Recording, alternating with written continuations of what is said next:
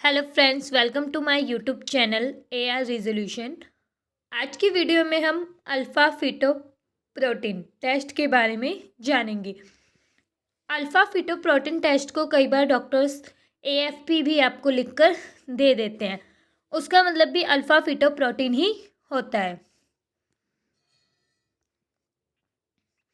इस वीडियो में हम जानेंगे अल्फ़ा फिटोप्रोटीन टेस्ट क्या होता है, इस टेस्ट को करवाया क्यों जाता है, इस टेस्ट को करवाने की क्या क्या वजह होती है, किन किन ज़रूरतों पे डॉक्टर आपको ये टेस्ट कराने के लिए बोलते हैं, इस टेस्ट को करवाने जाने से पहले क्या क्या सावधानी बरतनी चाहिए और इस टेस्ट का जो रिज़ल्ट होता है उसको हम कैसे समझ सकते हैं, वो सभी हम इस वीडियो में जानेंगे। अल्फ़ा फिटोप्रोटीन टेस्ट क्या होता है? अल्फ़ा फिटोप्रोटीन टेस्ट जानने से पहले हम जानेंगे अल्फ़ा फिटोप्रोटीन ही क्या होता है। तो अल्फ़ा फिटोप्रोटीन जो होता है वो जो प्रेग्नेंट लेडी होती है उसके ब्लड्स में पाया जाता है। अल्फ़ा फिटोप्रोटीन जो होता है वो प्लेसेंटा जो है उसके थ्रू रिड्यूस किया जाता है, मतलब छोड़ा जाता है। और अल्फ़ा फिटोप्रोटीन टेस्ट से पता चलता है कि बेबी जो है वो हाई रिस्क कंडीशन में तो नहीं है, बेबी को कोई जेनेटिक प्रॉब्लम या बर्थ डिफेक्ट तो नहीं है। अल्फ़ा फिटोप्रोटीन टेस्ट जो है वो 15 to 20 वीक्स के बीच में प्रेगनेंसी के कराया जाता है। What is it use for? इस टेस्ट का क्यों कराया जाता है?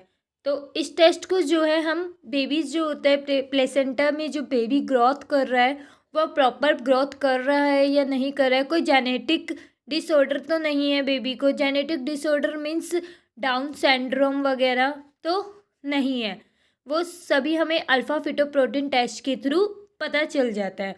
अगर अल्फ़ा फिटोप्रोटीन टेस्ट हाई होता है दैट मीन्स बेबी को कोई रिस्क है।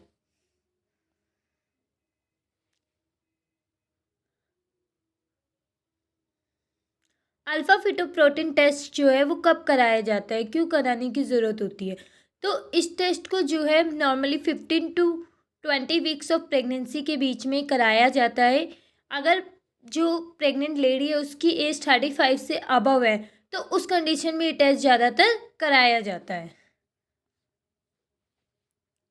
इस टेस्ट को कराने के क्या कारण हो सकते हैं?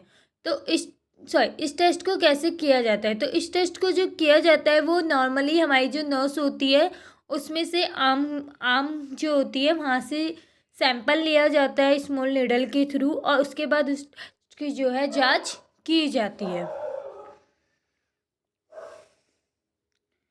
इस टेस्ट को करवाने जाने से पहले कोई स्पेसिफिक कुछ प्रिकॉशन की ज़रूरत होती है क्या? तो नहीं, इस टेस्ट को आप रैंडमली कभी भी करा सकते हैं। इस टेस्ट को करवाने जाने के लिए कोई भी स्पेसिफिक नीड नहीं होती है। नॉर्मली पेशेंट खाना खाकर भी इस टेस्ट को करवाने जा सकता है। इस रिपोर्ट के टेस्ट जो रिपोर्ट्स होती है उसके रिज़ल्ट को हम कैसे समझ सकते हैं? तो इस टेस्ट की जो रिपोर्ट्स होती हैं नॉर्मली बिल्कुल एक्यूरेट ही आती है, बट कई बार होता है कि जेनेटिक प्रॉब्लम जो होती है, जैसे किसी पेशेंट का पहले मिसकैरेज हो चुका है तो उस कंडीशन में भी अल्फ़ा फिटोप्रोटीन कई बार एरर रिपोर्ट्स आ जाती है।